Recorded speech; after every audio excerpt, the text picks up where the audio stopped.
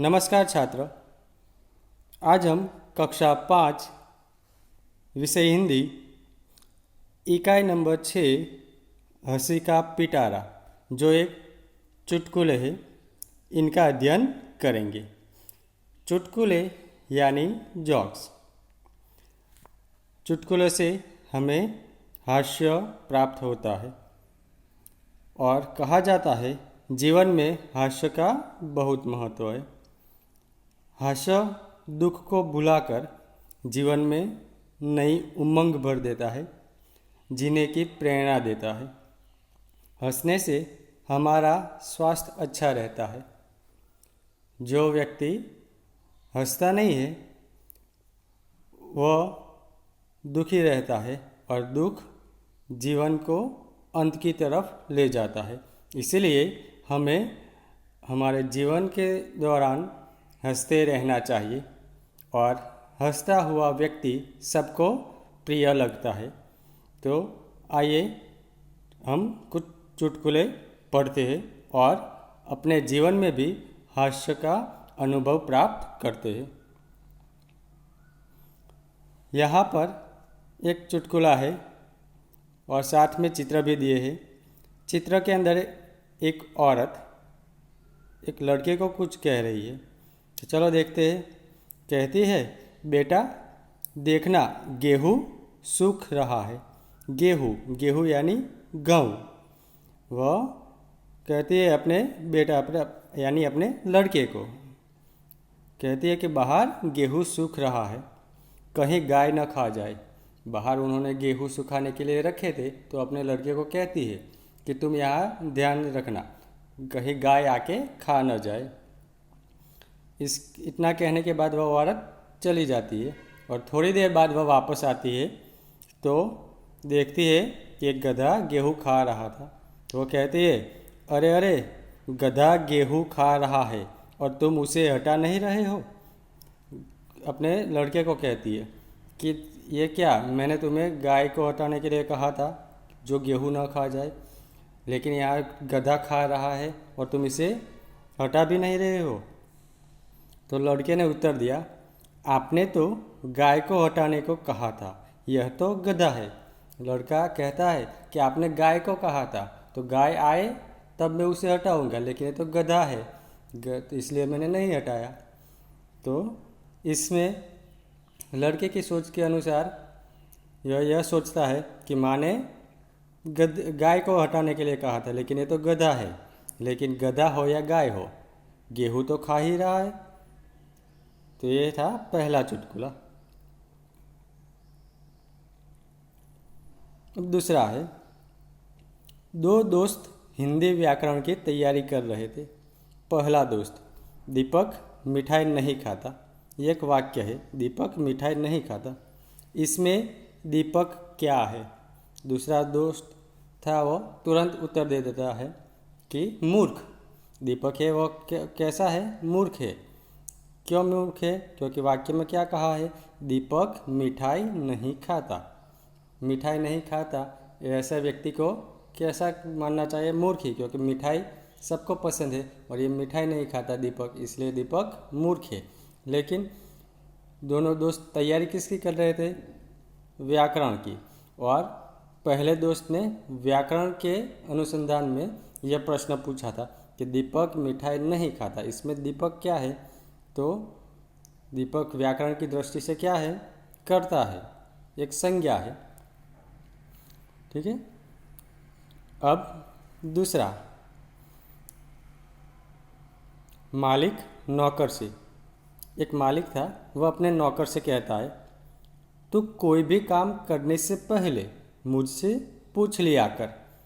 मालिक अपने नौकर से कहता है कि तू जो भी काम कर, लेकिन काम करने से पहले मुझे पूछ लिया कर, पूछ कि मैं ये काम करूं या न करूं। नौकर थोड़ी देर बाद, नौकर उनकी बात मानता है और थोड़ी देर बाद वो आता है और कहता है कि मालिक, रसोई घर में बिल्ली दूध पी रही है, क्या मैं उसे भगा दूं? देखो कैसा नौकर है। बिल्ली दूध पी रही थी, लेकिन उसे भगाने के बजाय वह मालिक से पूछने आया। इसमें नौकर की भी गलती नहीं है, क्योंकि मालिक ने ही कहा था कि तू जो भी काम कर इससे पहले मुझे पूछ लिया कर। तो नौकर ने सोचा कि मैं बिल्ली को भगाने से पहले एक बार मालिक से पूछ लेता हूँ।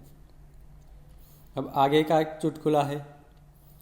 एक आदमी दुकानदार के पास जाकर बोला, जनाब कुत्ते का बिस्कुट मिलेगा? कुत्ते का यानी कुत्ते को खिलाने का बिस्कुट, बिस्कुट यानी बिस्किट मिलेगा? दुकानदार बोला, यही खाओगे या घर ले जाओगे? इसका कहने का मतलब है कि यही खाओगे, यानी मांगा था क्या? कुत्ते के लिए बिस्किट, तो मांगने वाला कुत्ता था क्या? तो खाएगा यहाँ पर। अब आगे का चुटकुला है। रामू श्यामू को देखकर, यहाँ पर दो दोस्त थे, एक था रामू और दूसरा था श्यामू। तो रामू है वो श्यामू के सामने देखकर, क्यों बे गधे को लेकर कहाँ जा रहा है? यानी गधे को लेकर, गधा गधेड़ू डोंकी, उसे लेकर तुम कहाँ जा रहे हो? श्यामू रामू को कहता है, मूर्ख हो क्या? यह गधा नहीं कुत्ता है। श्यामू है रामू को कहता है कि तुम मूर्ख हो, यह गधा नहीं है, ये कुत्ता है, मैं कुत्ते को लेकर जा रहा हूँ। तो रामू कहता है, मैं कुत्ते से ही पूछ रहा हूँ। वो कहता है कि मैं कुत्ते से ही पूछ रहा हूँ, यानी गधा किसे कहा? श्यामू को। कुत्ते से कहा रामू ने कि तू इस गधे को लेकर कहाँ जा रहा है? गधा यानी श्यामू खुद। तो इस तरह से यहाँ पर कुछ चुटकुले दिए थे। ऐसे चुटकुले आपको भी आते होंगे, आप भी इसे दोहराइए, एक दूसरे को कहिए और इनसे आनंद प्राप्त करिए, हास्य प्राप्त करिए, और हंसी से जीवन में सुख आता है।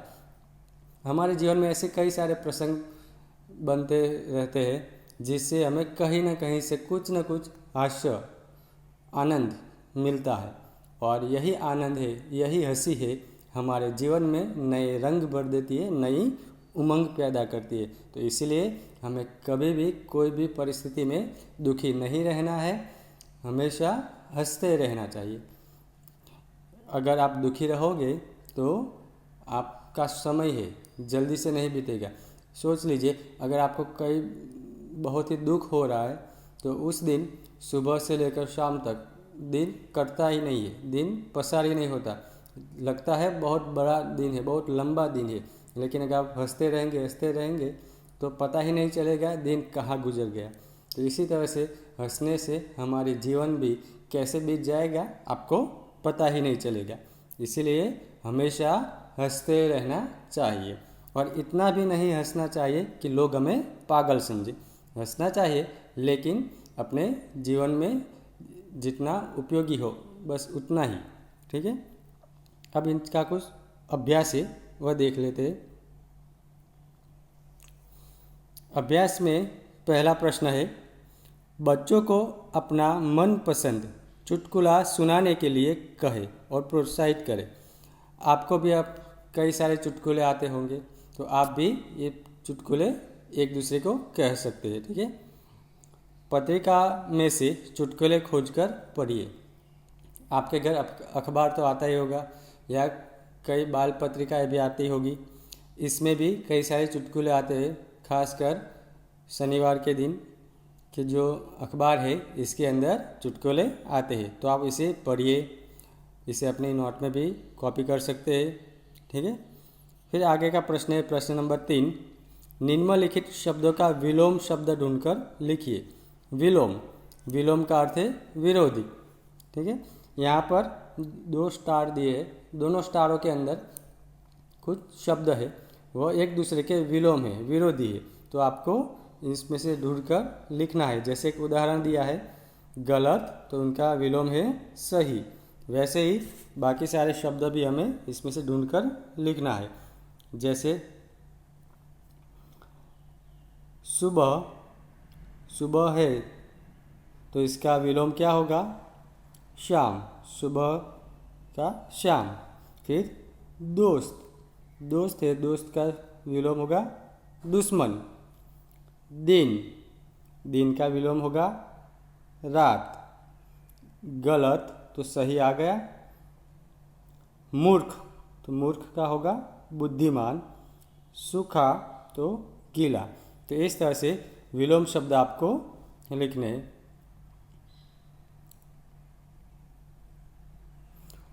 उपयुक्त विलोम शब्दों पर आधारित वाक्य बनाइए। ऊपर जो हमने विलोम शब्दों की जोड़ी बनाई है, अब इनका वाक्य प्रयोग करना है। जैसे सही और गलत उदाहरण में दिया है, तो उनका भी वाक्य यहाँ पर है। देखो, मैंने सोचा उत्तर सही होगा लेकिन वह गलत था। यहाँ पर सही और गलत दोनों शब्द का इस वाक्य में उपयोग हुआ है। तो इसी प्रकार बाकी सभी विलोम शब्द की जोड़ी है, इनका हमें एक एक वाक्य बनाना है। तो अब सुबह और शाम का देखिए। मैंने सोचा सतीश सुबह में आएगा लेकिन वह शाम को आया। तो यहाँ पर सुबह और शाम दोनों शब्दों का प्रयोग हो गया। तो ऐसे ही बाकी सारे वाक्य हमें बनाने हैं। दोस्त और दुश्मन का बनता है, मैं समझ रहा था अनिल मेरा दोस्त है लेकिन वह दुश्मन निकला। तो यहाँ दोस्त और दुश्मन दोनों शब्दों का प्रयोग हुआ है। इसके बाद है मूर्ख और बुद्धिमान। लोग भोलू को मूर्ख समझते थे लेकिन वह बुद्धिमान निकला। फिर दिन और रात का। सूर्योदय होने से दिन होता है और सूर्यास्त होने से रात। तो यहाँ दिन और रात दोनों शब्दों का हमने वाक्य में प्रयोग किया है। अब इसके बाद है सूखा और गीला।